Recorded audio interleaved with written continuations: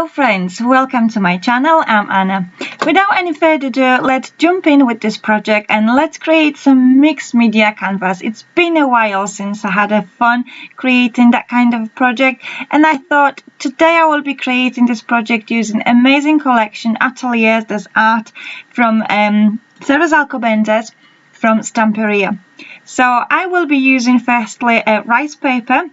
All the details regarding products I will be using you will find in the description box below, so by all means check the codes if you want to use the same ones what I'm using today. My canvas is about 5 by 7 inches, so it's not that big, it's not that small. I think it's just about the right size. So firstly what I'm doing, I'm just spraying a bit of water and I'm tearing the piece of a rice paper which will fit the canvas as my background. And I do like to keep the straight edges, so I'm just spraying a little bit of water and tearing the edges to just give them a little bit of like a rough end, so they're not very straight, so they have a little bit like character, and it will be nicer and easy for me to blend later on when I will be applying other mediums on top. So I will stick my rice paper using craft glue. There is a special glue for the rice paper. I don't have that one, so I'm just using whatever I have on hand. And craft glue absolutely perfectly working fine with rice paper. So by all means, you are more than welcome to use the craft glue for that purpose. You can use gel medium, whatever works for you. Then by all means, you can just grab and create. Okay.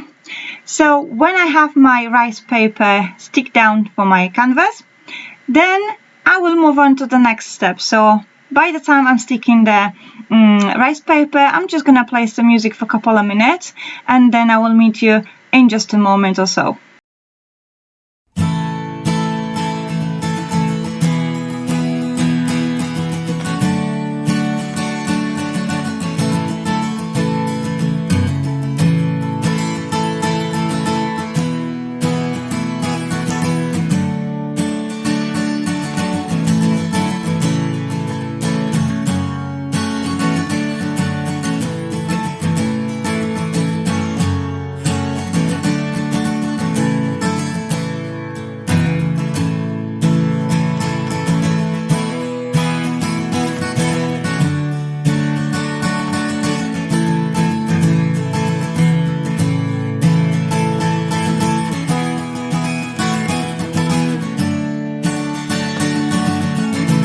So here we are, my rice paper is sticked down to the canvas.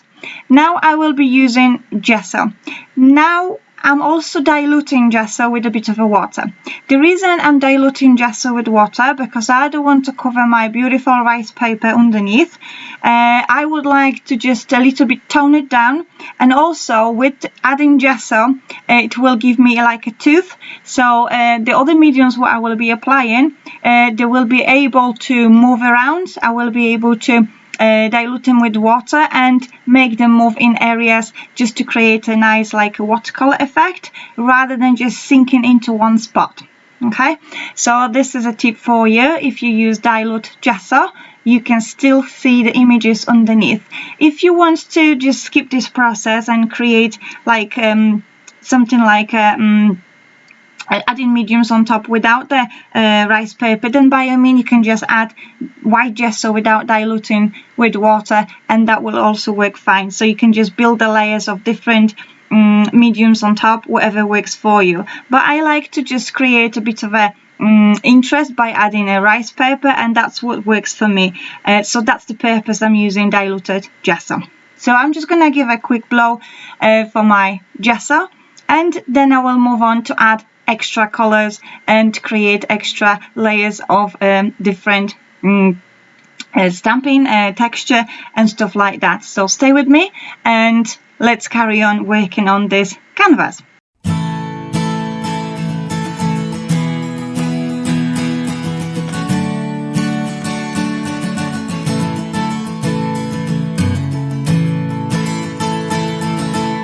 So the next step, I will be adding a bit of a Allegro paint. I've got this beautiful green shade of Allegra. This is acrylic paint, if anyone don't know.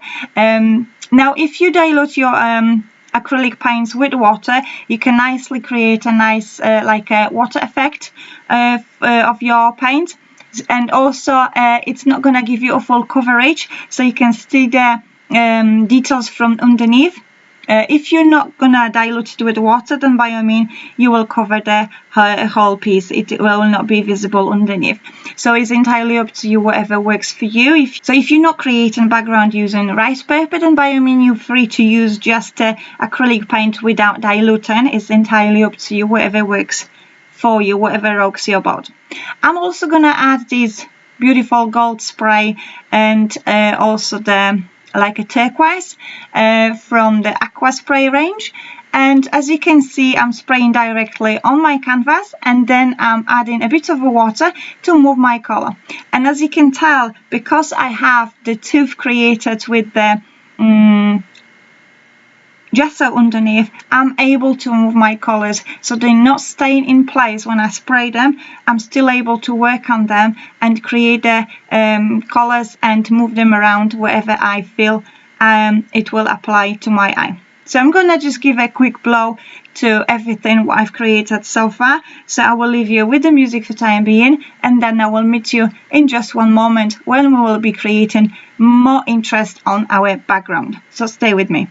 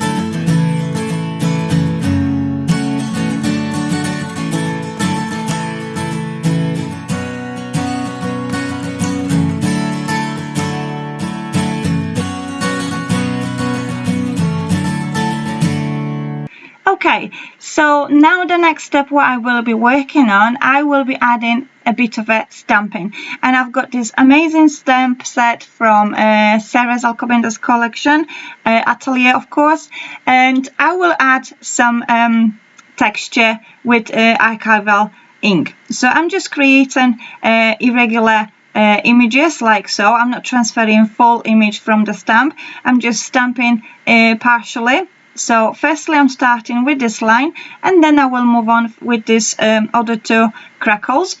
And also, as you can tell, I'm not stamping just to transfer the full image of my stamp. I'm creating irregular parts of the full stamp. I'm going to give you a quick close-up in a moment so you will be able to see what's what.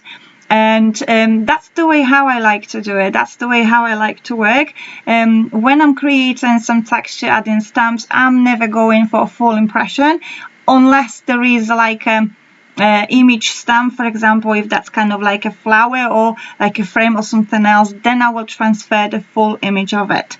Okay, because it's like a building background, I don't need to have a full impression. I don't need to use the full stamp what is actually created. I can just use it a partial impression, and that's absolutely works fine. So my texture is building up, and I hope you like what you see so far. So let's move on to the next step. So I'm just gonna move my stamp set aside, and I will bring amazing stencil from Sara Alcobendas collection, which is this beautiful one, like a flowery framey pattern. I really like this stencil. I'm using quite often on my the project. Sarah's also have another couple of stencils available, so whatever works for you, whatever stencils from Sarah's collection you have, then by all means you can grab and use. So I'm just going to position my stencil, and then I will grab the absolutely great product, cream paste I like this paste. It's like a marshmallow. It spreads nicely through the stencil. Also the advantages of having this medium in your stash, that it dries quick, and also when it dries you can use it with your texture plates to create a flexible texture which you can also add to your project. So that is really good product to have, so don't forget about this one. Or you can also use the different textures, whatever you have from Stamperia's range, whatever works for you, whatever you feel you want to play with, then by all means go for it. This is a type what I like to work with, so I'm sticking to this paste in my project from pretty much every time, because I just really enjoy this product. So when my texture is applied through the stencil, I'm just smoothing the edges with my palette knife and creating additional texture by tapping in places, and then I will just quickly go and wash my stencil with the soapy water, and I come back to you with another steps. So another steps, I'm showing you the molds what I'm using to create a bit of a interest for my project. And I'm also working with soft clay. I really like working with soft clay because it dries quickly, and also it's very light. It's like a feather, it's like a paper. It doesn't give you the heavy weight to your project, so it's also amazing to use, for example, for card making. And that's something what I did presented to you in one of the Stamperia's live classes what I had with Lucrezia when I was creating chalk boxes, working with amazing Atelier collection. So what I'm also doing, I'm adding a bit of a Allegro paint just to highlight the texture what I have from this texture plate. And as you can tell, when you're working with soft clay, you can easily snap your pieces. You don't have to be so precise with that. Whatever pieces you have, you can also add it to your project, and you can create a beautiful layers using those elements. So that's a tip for you to take away and try it out and experiment. So by all means, it's there for you if you feel you want to have a go. So I'm gonna just start creating the composition on my canvas. I also have this beautiful flower from the mold what I've created. I've got some chipboards, so I'm gonna just see what's gonna happen. I'm just gonna play with the elements what I've picked from this pack, and I also will apply them and create a dimensional composition by raising the elements using just leftover from the chipboard. But beforehand, I'm going to just add a little bit of a color for my flower, so it's not just like pale, it's not very bland. So in the center, I'm going to use this Allegro Paint Corn color. So I'm just smushing with using fingers, and then I'm gonna reach out for the brush, and I'm just using dry brushing. This is a really good technique, and also it's safe to use on soft clay elements we've created using molds. Now, if you will be working, for example, with resin or any other mediums working with creating your embellishments using molds, then by all means you might have to add a bit of a coat of gesso, so the mediums what you will be applying on top will stick nicely, and also will have like a grip, will have that tooth, so your mediums will not actually like crack, for example, because sometimes that could happen. With working with soft clay, you don't have to do that, you don't have to worry about it. It's just safe to use it like so. With the soft clays, it's not essential to add medium like gesso. You can directly apply your for example acrylics on top. You can also apply aqua color, whatever you have. It works fine with soft clay, so that's a tip for you to take away. So when I've got my flower ready, I'm just gonna leave you with the music when I will be playing with elements, and I will meet you towards the end of the tutorial.